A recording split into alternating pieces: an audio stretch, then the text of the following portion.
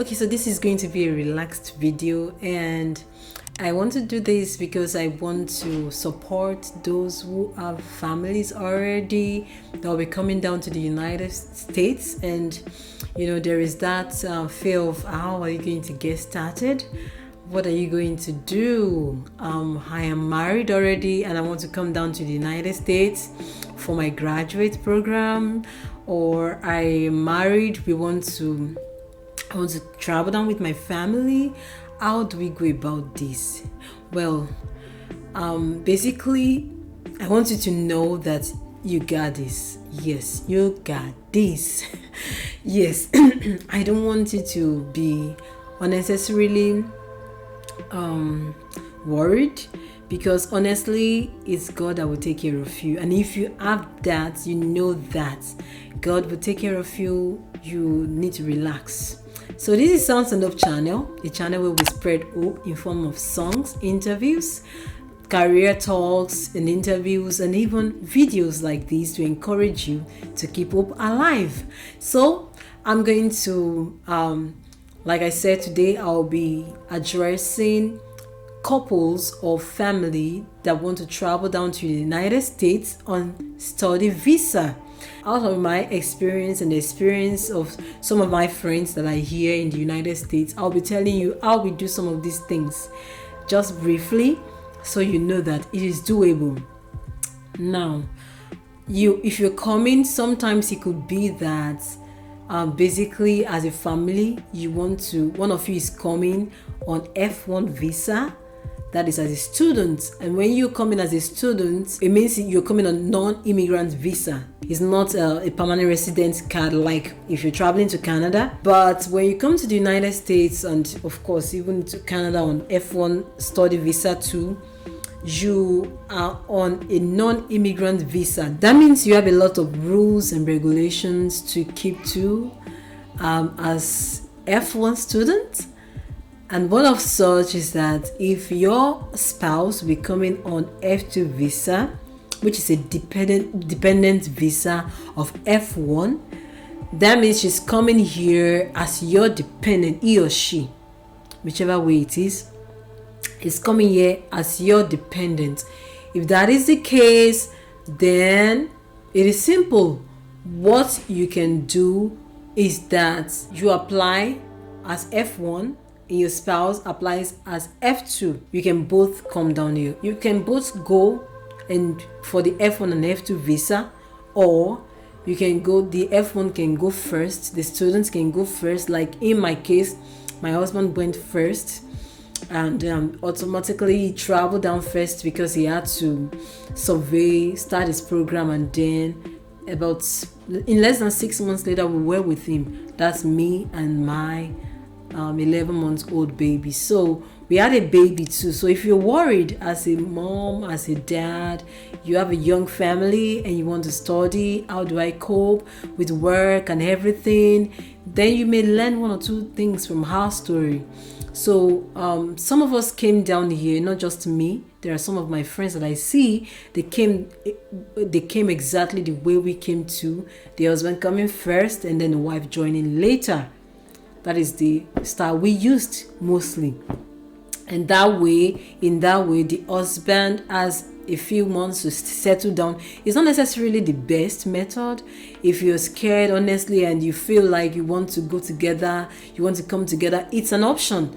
You can go to the embassy in faith and apply for F1 while your wife or your husband applies for F2. You may be very lucky to come down here without any issues. And most times when you go to the embassy, what they are looking for are ties to your country, that you are not running away. You're not coming here to stay forever. You're coming here only because you want to study.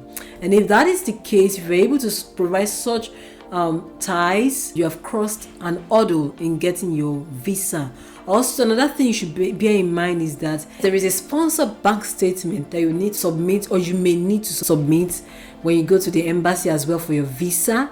So basically, when you go to the embassy, they give you that visa. Sometimes one of the questions they ask you is to provide that evidence that you are able to sponsor yourself, or someone is going to sponsor you for your schooling. And if you're able to do that, you're good. You're really, really in a good place. And I want to call your attention. I want you to note that it is important that you have that, because you never know what questions they are going to ask you. Also, you may need to provide evidences when you go to the embassy.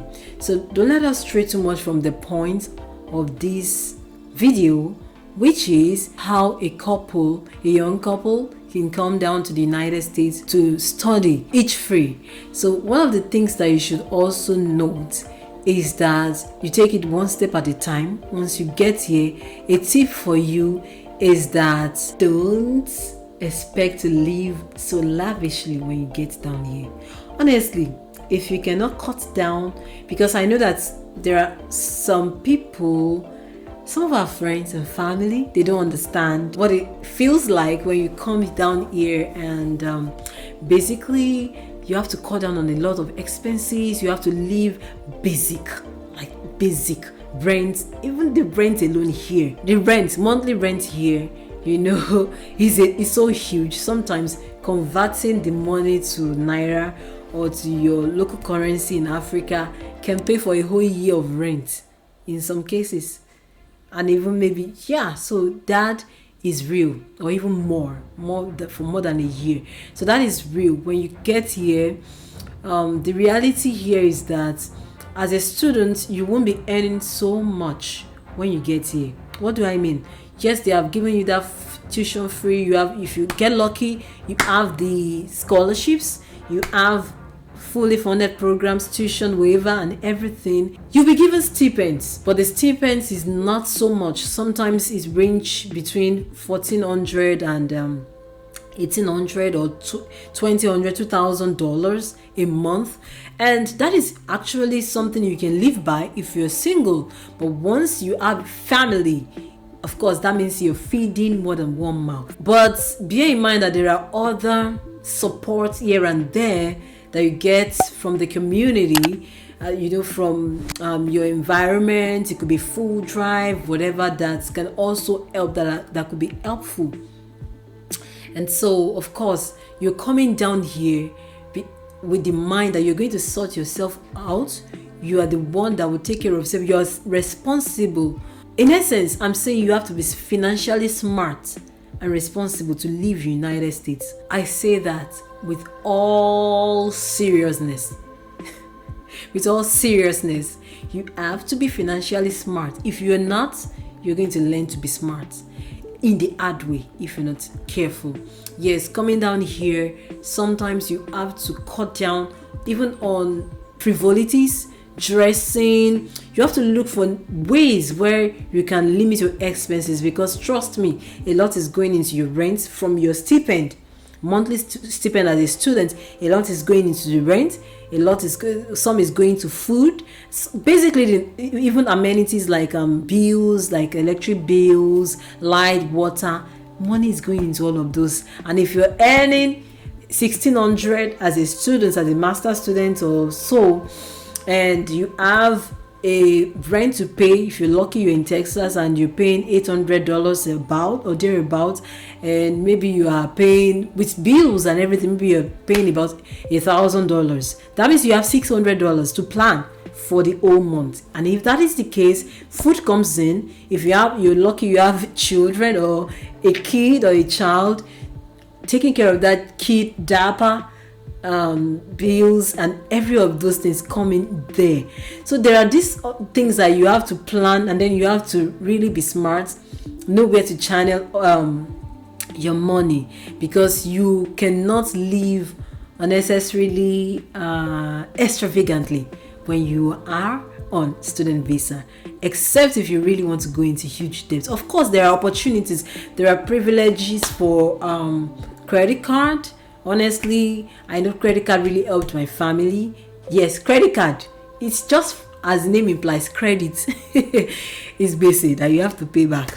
So it was useful for us, but thankfully God helped us spend this money wisely. We were basic. Honestly, my family, my husband and I, we had this understanding. We were basic. It was just God that helped us to be really simple. We were basic. We don't go to stores. I remember the very first time I went to store to buy me new clothes. It's so funny. Apart from maybe one or two other that my husband bought between when I landed in United States in 2016, June 2016. The next time I went was a year later, about a year later, 2016, 17, when we went to the store, and then we got ourselves really good new clothes. And that's because he had an internship, and with the internship came some bonus and whatever. We treated ourselves. So really, I feel like the one very most important thing you should learn is how to be frugal, how to be prudent in your spending, because you don't want to accrue unnecessary debt. Trust me, you don't want that. You want to spend your money wisely. And even though family and friends are saying you are in the United States and all of that, of course you give. That's the truth. You don't stop giving to people, because you are living a better life when you are in the United States. To be candid, you're feeding better than some people back at home. So you still want to extend hand to them, but according to your clothes. That is what we learned when we got here. You cut your clothes, your coat according to your clothes. You don't do more than you can. Let them think whatever they want to think. You do your best and leave the rest for God. So I feel like I wanted to share that with you. If there are any questions you have, any clarifications, any concerns, you want to come down, F1, F2, how do we do it? You can reach out to me via the comments and let me see how I can help you further. Honestly, this is not my full-time work. I am doing this to help.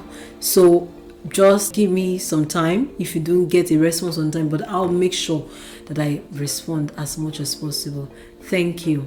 So don't forget to click on that like button if you like this video, hit subscribe, and please share this video and let it help someone. Don't forget, this is Sounds and Love channel where we spread hope. Until the next video, I'm going to see you in the next video. Keep hope alive. Bye.